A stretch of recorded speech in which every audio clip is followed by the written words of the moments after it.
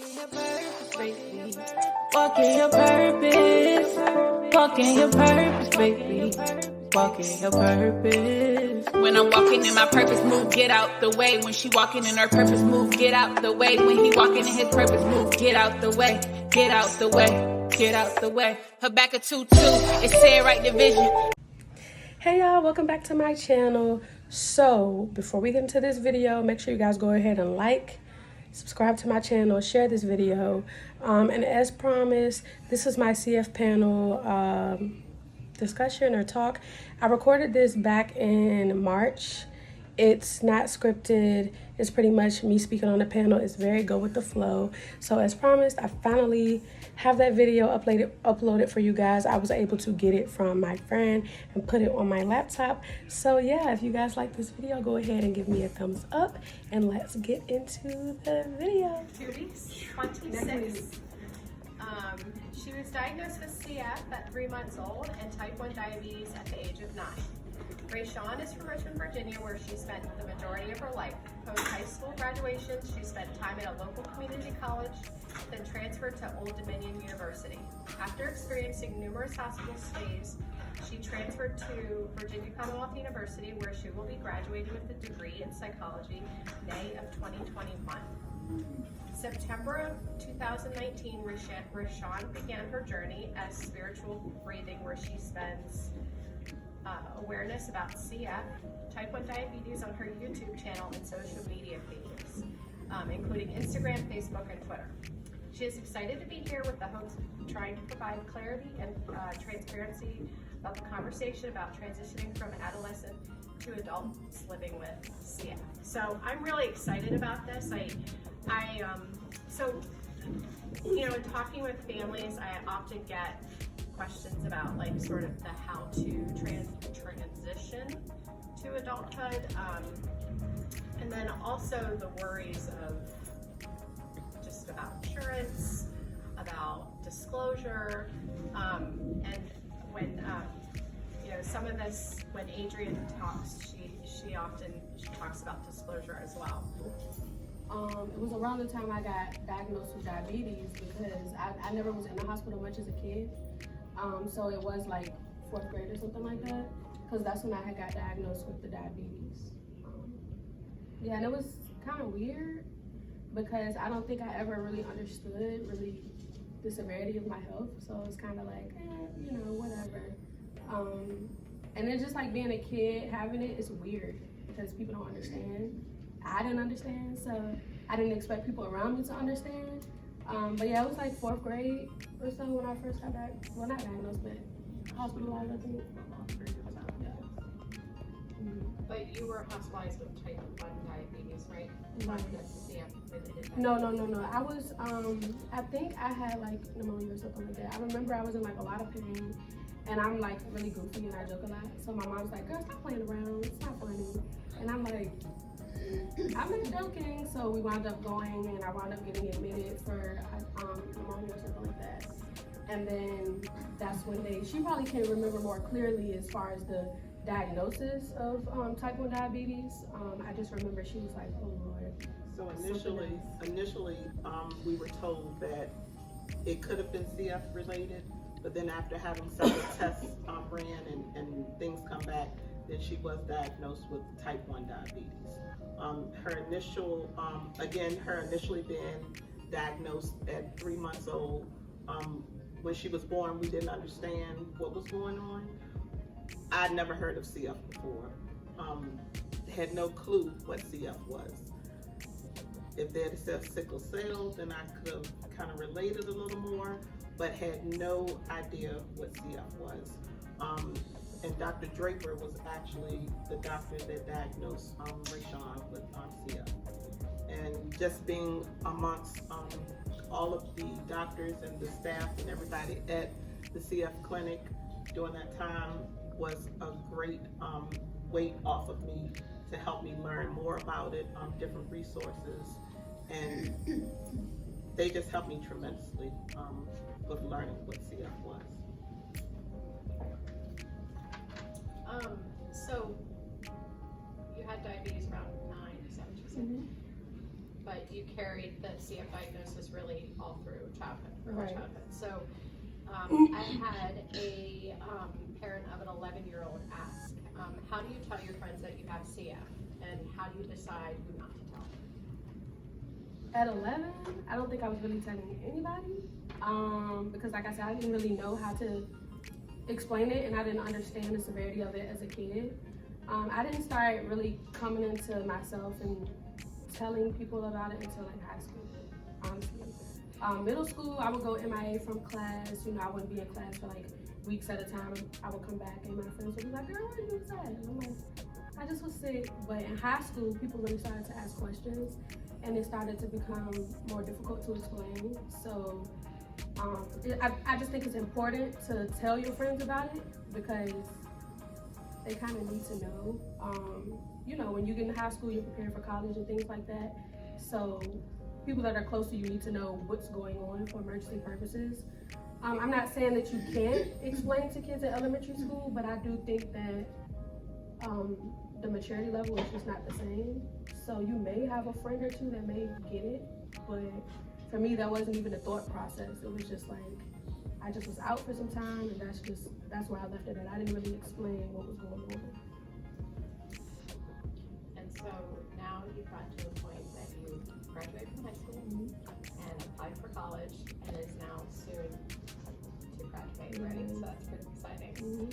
So reflecting back to early, you know, from that early childhood period, and sort of those hopes and dreams for high school, college. One of you want to talk a little bit about that? Like, did you imagine that you were going to get to this place? Like, I know Dr. Schmidt actually shot my dreams down. I was planning on going to a lot of Yeah, I was planning on going to the military. That was my plan, because I was saying I want to be a nurse. I'm gonna go to the military. They'll pay for it. Boom, no student loans. It's gonna be great. And Dr. Schmidt always joked with me. So he's like, you can't go to the military because of your health. And I'm like, ha ha ha. He's like, no, I'm serious. So that's when I kind of had to like reroute my thoughts and figure out what it was that I was going to do.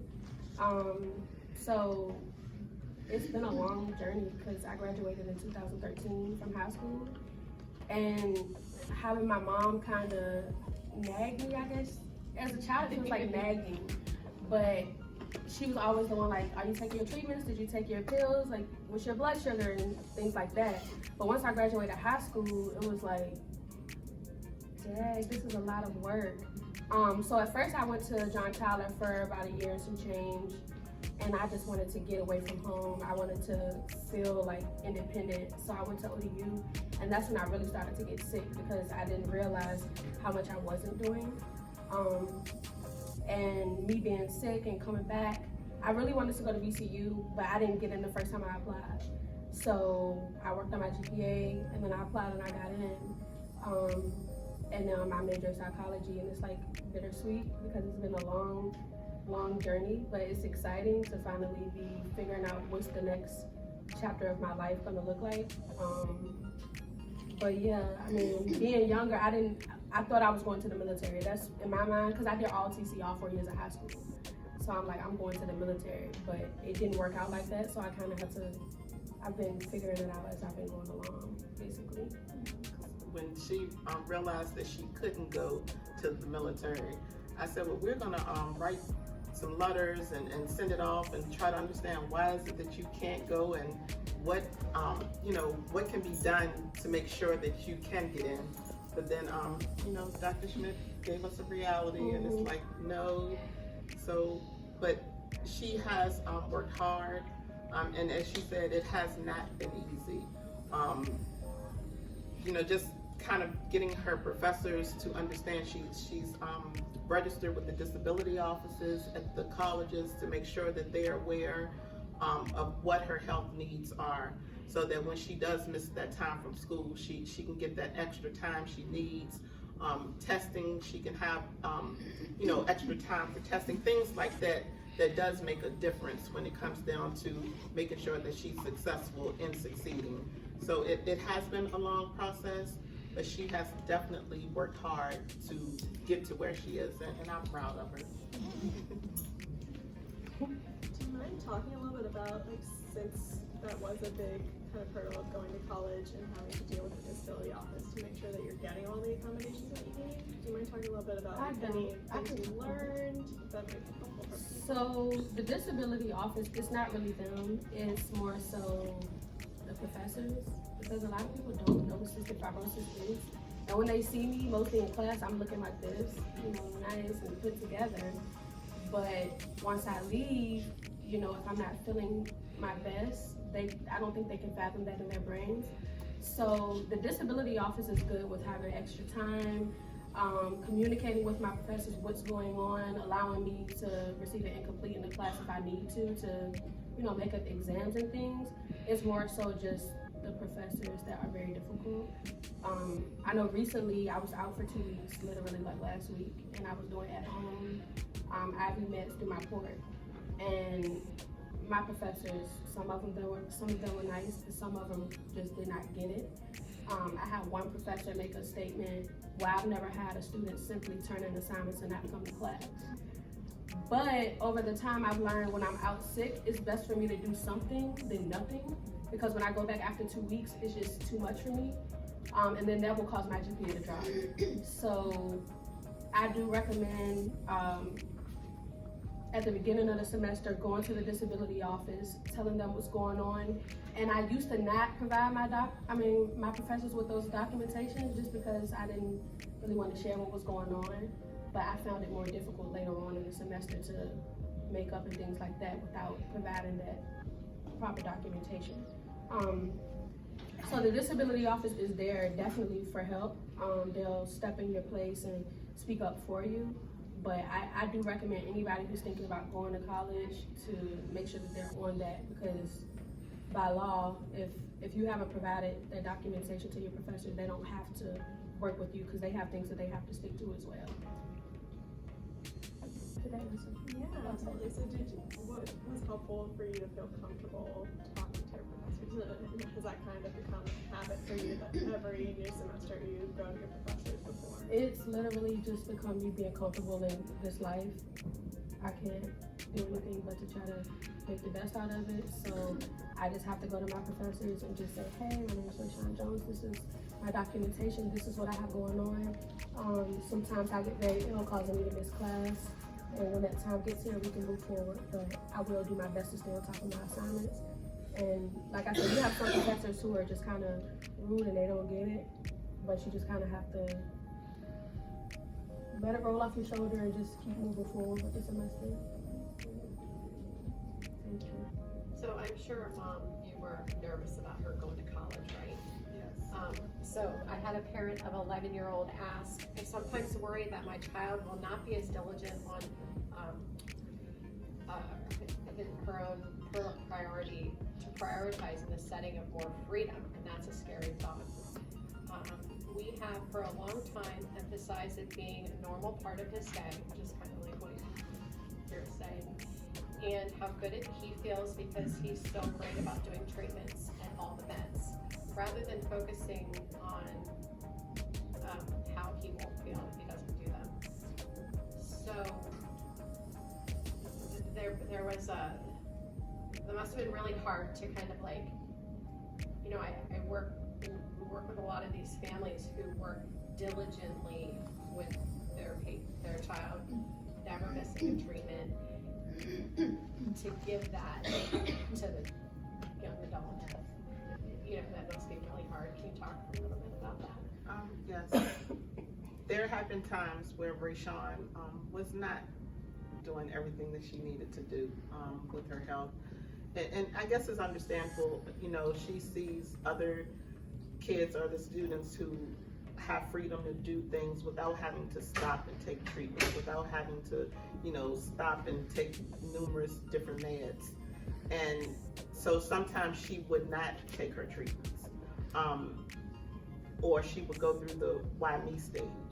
So, you know, we had a heart-to-heart before, why not you? What makes you any different than anyone else? And as she got older and maturity set in, because at the end of the day, it's life or death. So either you choose to live or you choose not to, it's up to you.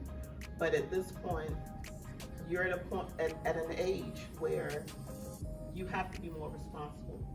So as she got older, she started taking on more responsibility and doing her meds. When she left to go away to ODU, it wasn't that I was scared that she wasn't responsible enough to take her medications, because she had gotten past that stage. At this point, it was, if something happens to her and I can't get to her, you know, and even though it's an hour and a half drive, but it's not like having her in home where I can grab hold of her. Even with her living on her own now, and she's only 10 minutes away from me, you know, I still, if she doesn't answer the phone, I'm calling, I'm texting, I'm FaceTiming. You know, I have the kids checking to see where her location is, because at this point I'm like, okay, you're not answering, why? Right. And then when I'm she taking a nap. Yeah. and she'll pick up the phone, she's like, Mom, what is it? I was asleep. And I'm like, well, answer the phone. You know, what's going on? So it's had its challenges, definitely. But again, I think it comes with maturity and just, you know, realizing that I want to live. And if you do if she does what she needs to do, of course, I can't sit here and say I understand how she feels or I know what she exactly goes through. I'm still learning, especially with this adult Rayshawn. You know, we've had a conversation a couple of weeks ago where she says, you know, every day when I wake up, it's hard for me to breathe. And just to sit back and think, wow, you know, how hard is that to wake up and you really can't. Like, I wake up, you know, I'm on my own, I do what I need to do, but she's stopping to take her treatments, her medicines and everything to get her to a point where she feels good. So her being on her own now, in school, taking her meds, it was hard and challenging at first, but she's, you know, she's maturing, she's taking ownership, and it was hard for me to take my hands completely off of it. And I still, as she say, nag her about it, but that's because I love her and I want to see her grow to be this old lady. So yes, it's a difficult process, but it's doable. When we talked to get ready for this, one thing that you said was sort of you realize not doing your like if you got sick, like you can't afford to be sick basically. Yeah. So that was also a switch for you where you were like, this is really affecting me now. I can't afford to be sick because I have to go to work, I have to go to school. You know, it's on me. Yeah. You know, so that sounds like it was a big switch for you too. Because a lot of times I feel like with CF and diabetes, you really can't control what happens, but a lot of times you can be proactive. So if you're staying on top of your treatments and your medicines and going to the gym and things like that, then when the weather switches randomly, it's not as difficult opposed to if I'm just not taking treatments and just like, oh, I feel good today. I'm fine. I don't need to take a treatment. It's kind of like, you know, once you're younger, you have your parents and they're reminding you to do these things and they're forcing you to do these things. Like, put your phone up until you take your treatment because this is what you need to do. Whereas when you become an adult, you don't have that and you have to figure it out on your own. It's like, well, I still have rent, I still have class and assignments that are due. So how can I be proactive to be my best self and be able to take care of myself while dealing with this? So yeah, it's definitely maturity. You just have to grow up. And I knew, like, when we had this roundtable that the time would go really super fast. It's almost 1 o'clock. But so questions for both of you. Then I want to see if anybody else has questions. Because a parent of a 17-year-old said, what advice would you give your high school self? And then I also want you to maybe speak to, like, if you could have like a couple of statements, advice to a parent of a younger child, what would that be? So whoever wants to go first. My high school self, it would just be to start to be responsible now. Not to be so dependent on your parents telling you what it is that you need to do, because time goes so fast. And next thing you know, you're graduating high school and you're really trying to figure it out. So it would really be to start trying to have a schedule as to what time you wake up, how long your treatments will take, how long you take for homework, things like that. And to just, I guess, kind of fall in love with yourself and be comfortable, like, with this gift.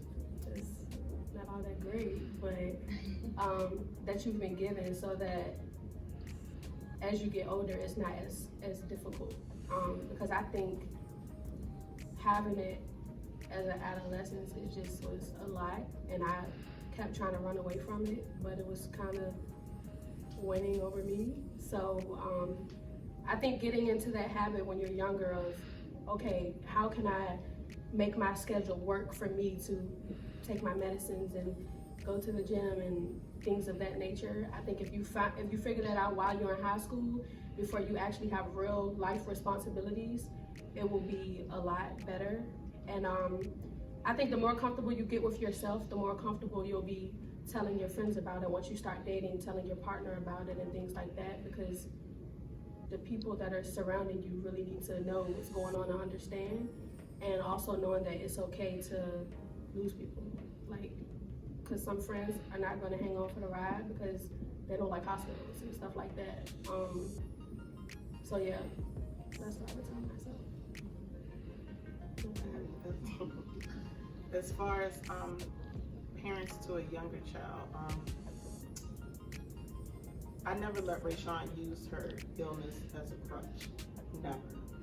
Even on her worst days, I never allowed her to soak in what she was going through.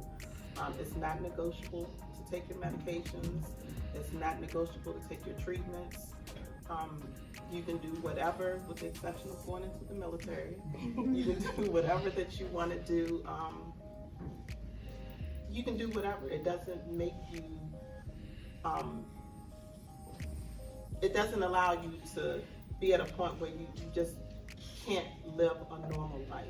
You know, you have these different routes that you have to go through to maintain your health, but you can do whatever you want to do. You can be whoever you want to be.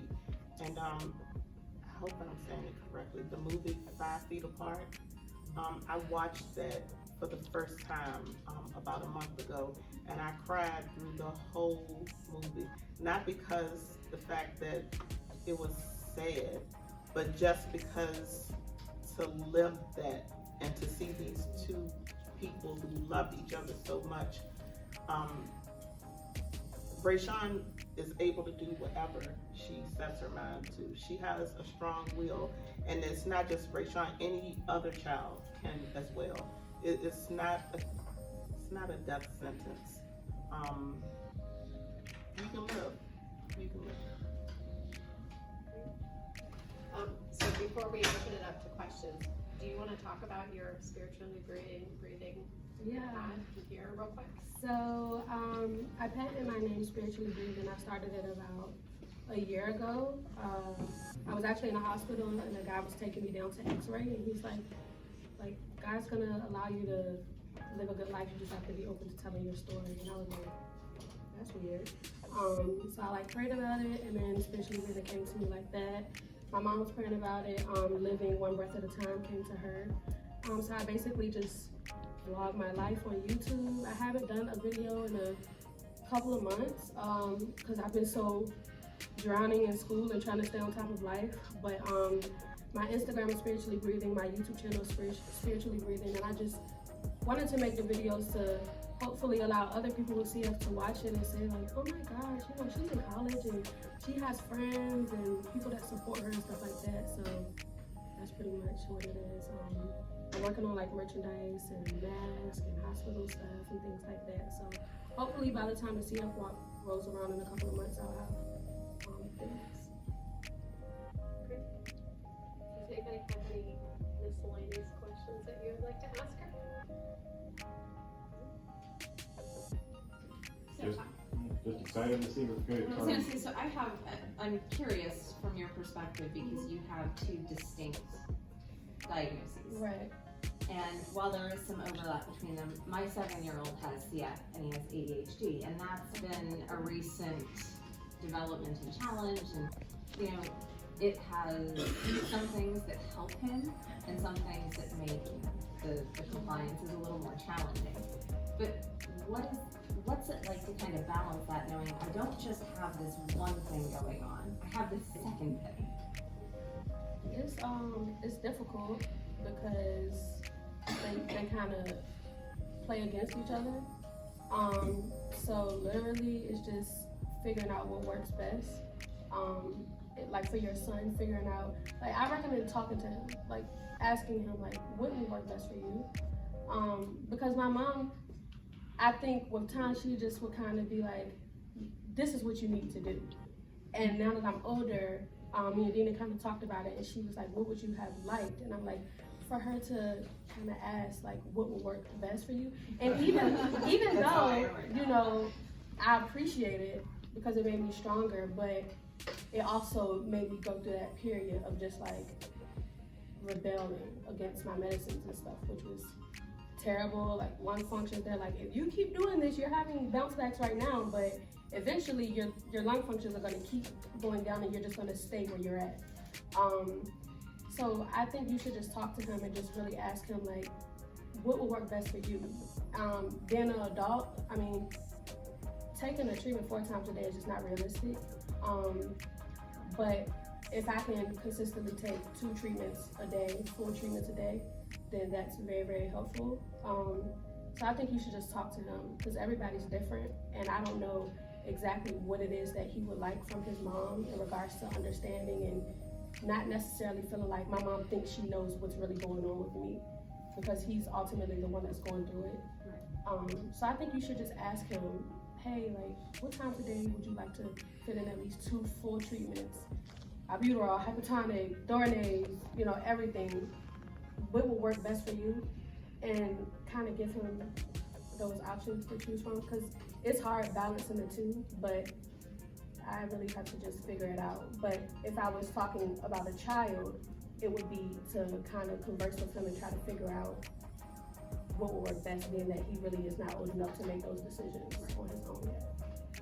And as far as the different medications, ask, and I'm sure you do, but ask questions about everything.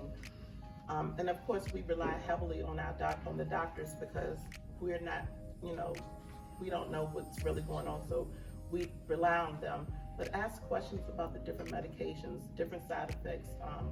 If this is going to counteract with this, then what else can I try?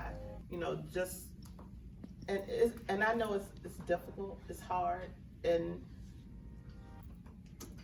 it's difficult, it's hard, and the process is challenging, but it'll be okay. It will. It'll be okay. Oh, I just want to touch you right there. I don't know why I'm doing this right now. It is hard. I know it is. Like I said, when Rayshawn was diagnosed, I knew nothing about what she was going through, but I relied heavily on the doctors. I was also given some parent support groups to touch bases to help me through those challenges.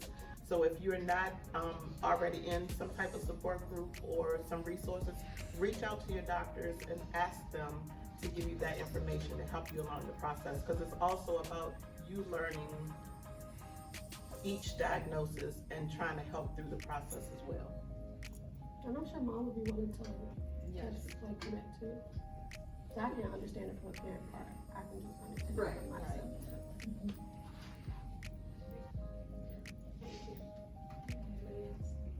Thank you so much. It's from the pediatric team. We really appreciate seeing you sort of all grown up, because we don't always get to see our kids on the other side just because of how our clinics are. But anyway, so we're really pleased that you guys are here. We really appreciate you taking the time, flip-flopping your schedule to be here. So thank you. Thank you.